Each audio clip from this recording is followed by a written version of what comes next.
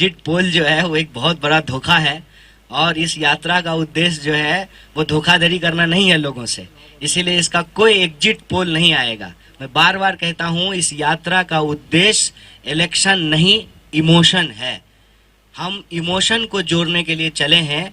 Election अपने आप, उसका अगर प्रोसेस ठीक रहेगा, उसकी प्रक्रियाएं ठीक रहेगी, संस्थाएं ठीक से काम करती रहेगी, तो इलेक्टोरल रिजल्ट भी उसके अपने आप आ जाएंगे। देखिए, मैंने ये नहीं कहा कि जो है बहुमत बीजेपी का नहीं आएगा, और ये भी नहीं कहा कि बहुमत हमारा आ रहा है। हमने गुजरात चुनाव के अंदर जो भारत जोड़ो यात्रा की भावना थी, वो कैसे गुजरात चुनाव से जुड़ी हुई थी, गुजरात के लोगों की भावना भारत जोड़ो यात्रा से कैसे जुड़ी हुई थी, ये बताया। और दूसरी बात कि चुनाव के दौरान हमने क्या ऑब्जर्व किया, हमने ये ऑब्जर्व किया कि हमारी लोकतांत्रिक संस्थाओं को पंगु बनाया जा रहा है और गुजरात के आम लोगों के सवाल को चुनावी चर्चा से गायब कर दिया गया है।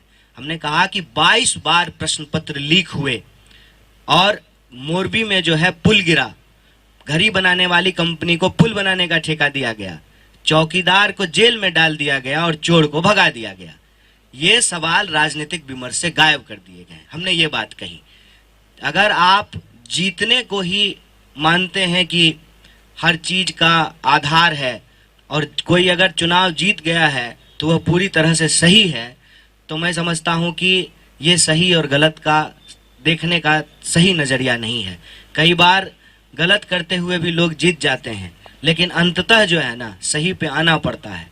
और चुनाव के अंक गणितीय परिणाम क्या होंगे मैं उस पे नहीं जा रहा हूं, लेकिन जो भावनात्मक वस्तु स्थिति है और जो संवैधानिक स्थिति है, मैं उस पे चर्चा कर रहा था। एग्जिट पोल की एग्जिट होने का समय आ चुका है।